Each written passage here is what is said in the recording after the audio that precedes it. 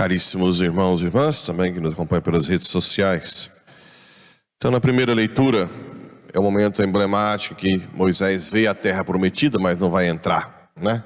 Quem vai entrar é a prefiguração de Jesus, Josué, e além dos demais, né? Os jovens. Mas Deus mostra para Moisés que realmente não era mentira a promessa. Ali chegarão à terra prometida. Valeu a pena tudo que passaram, né? E além disso, reforça: eis aí a terra pela qual jurei a Abraão, Isaque e Jacó. Eu a darei à tua descendência. Reforça que a descendência de Moisés será abençoada. Deus é muito bonzinho quando a gente dá honra, serve, Ele abençoa não só a gente, mas toda a geração, né? Filhos, netos, bisnetos, tataranetos e assim por diante. Deus é sempre muito bom quando nós abrimos o coração para Ele. Depois nós temos aí no Evangelho a tal da correção fraterna, que é o que poucas pessoas sabem fazer, né? Correção fraterna na paróquia é muito importante, na família também, na paróquia. Mas você tem que saber fazer. Você tem que primeiro rezar antes. Quando você vai fazer correção fraterna, reza antes. Segundo, crie um ambiente light, né? Você está aí falando, de repente você toca no assunto, olha, aqui é que você acha, aquele negócio, eu não sei, parece que não ficou tão bom assim, né? E tal. Se a pessoa ainda não quiser mudar de vida, aí você chama outras pessoas e não, qualquer coisa, chama o padre, né? Para tentar resolver. Também a correção fraterna, teoricamente, tem que ser feita por quem tem amizade com a pessoa. Quem não tem muita amizade, nunca fez nada e já vai corrigir, a pessoa fica irritada. Então tem que escolher alguém que tenha amizade com alguém quando está errando. E pode ser feita também até com padres, né? Com bispos. A correção fraterna é para todos. Todos nós temos defeitos, todos nós podemos errar em qualquer tipo de serviço da igreja. Não existe ninguém que foi com a ordenação, se transformou imaculado e sabichão de tudo, apesar que alguns pensam assim, né? Mas na verdade não. A gente tem a liberdade de fazer correção fraterna com qualquer pessoa. O problema é que poucas pessoas sabem fazer correção fraterna.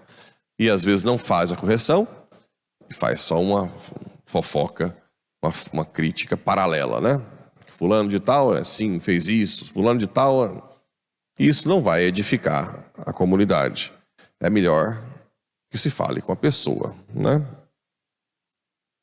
Em casos mais graves, aí tem que chamar a hierarquia da igreja, né?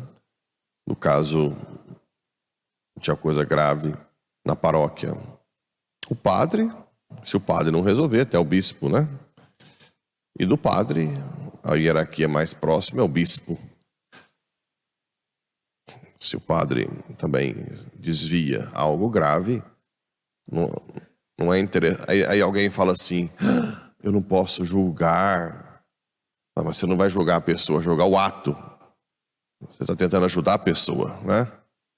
Então separe julgar atos da pessoa, porque senão não vai poder julgar ato nenhum. Então qualquer um vai fazer qualquer coisa na paróquia e você não vai julgar. Vai deixar. Não é bem assim, né? Julgar a pessoa é você se afastar dela, não querer ou ficar falando mal dela para os outros. Mas o ato que a gente faz, ou ele é bom, ou ele é ruim. Não tem jeito. O ato em si, ele é moralmente aceitável ou não. Então nós temos que ter a liberdade, sim, de corrigir uns aos outros com carinho, com amor. Cuidado, né? Também que quem corrige, cuidado para não ficar tirando o cisco dos outros sem tirar a trave dos seus olhos, que é outra coisa que acontece muito, né? Gente que tem um defeito maior que aquele e às vezes fica cutucando o outro defeito. Bem, é algo que tem que ser feito por quem reza, porque é maduro, afetivamente, espiritualmente e com jeitinho. Senão não funciona. senão só piora, né? Outra coisa também, essa fala de Jesus, onde 2 ou mais estiverem no meu nome, eu estarei no meio deles, é muito importante isso, é muito forte. Quando se juntam 2, 3 pessoas para rezar, e na família também. A oração pessoal, ela é boa para o crescimento de cada um na adoração. Tem que ter um tempozinho para rezar junto em família, por causa do poder que tem. Por exemplo, o terço sozinho, ele dá indulgência parcial. O terço em família é indulgência plenária. Tira toda a pena temporal do purgatório, se você tiver estado de graça. Então, hoje, ainda mais hoje que as famílias estão tão afastadas, tem que lutar para rezar junto, ler a Bíblia junto, falar de Deus junto, falar para o filho. Tudo bem, eu acompanho algumas famílias, aí tem gente que quando não reza em família, aí não reza sozinho. Não, a gente tenta o tempo inteiro rezar em família, o dia que não dá, cada um reza no seu canto, reza o seu terço. Esse né?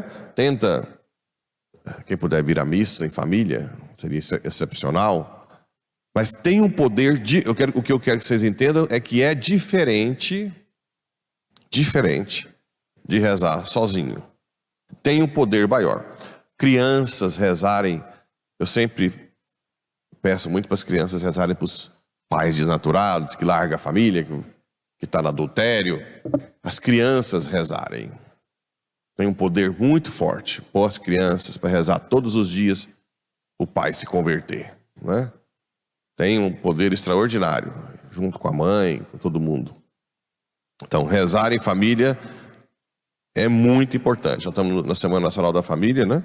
E, se não é em família, reunir para rezar. Realmente tem uma força diferente do que só a oração sozinho.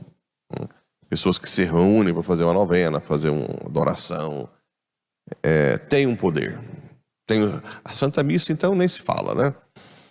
É o ápice da nossa fé. Bem, por último, vocês viram, só uma curiosidade assim para vocês entenderem um pouco o caos que a gente vive hoje na autoridades civis. Vocês viram que quem coroou Santo Estevão foi quem? O Papa. Como é que funcionava antes isso? A gente hoje fala democracia, como se fosse um Deus, né?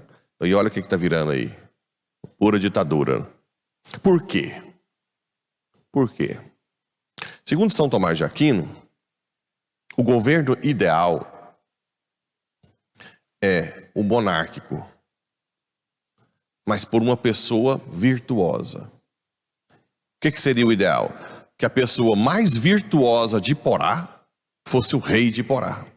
Entende ou não?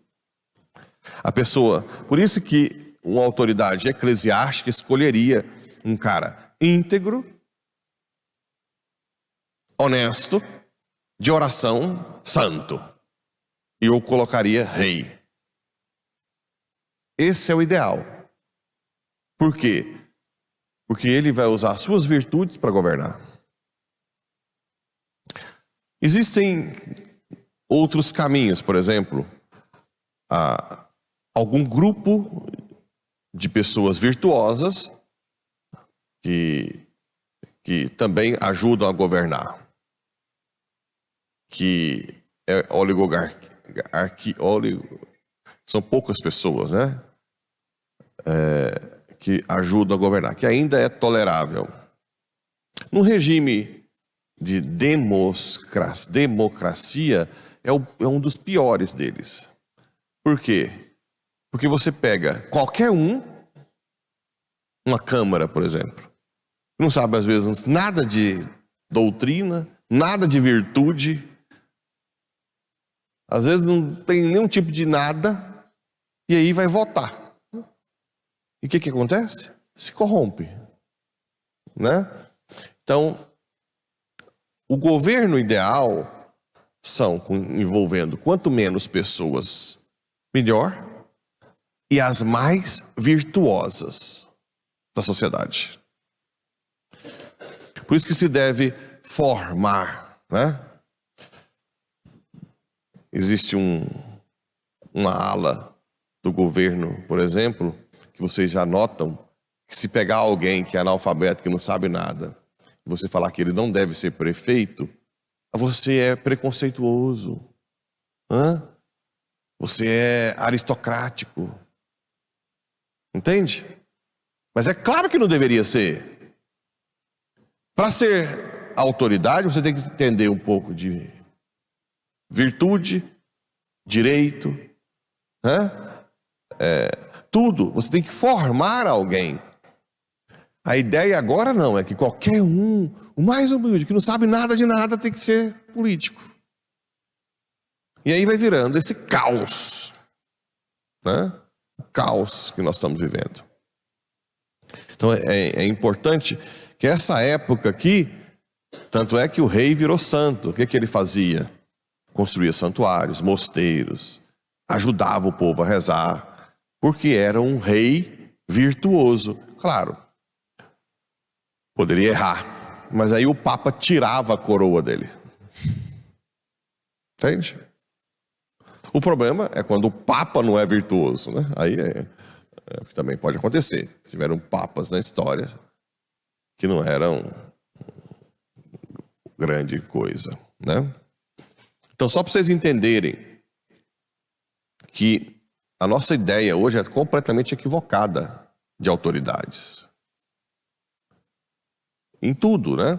Por exemplo, para ser padre hoje, aquele que não deu certo na vida, né? Geralmente, não vai fazer nada, vai... não, esse aí pode ser.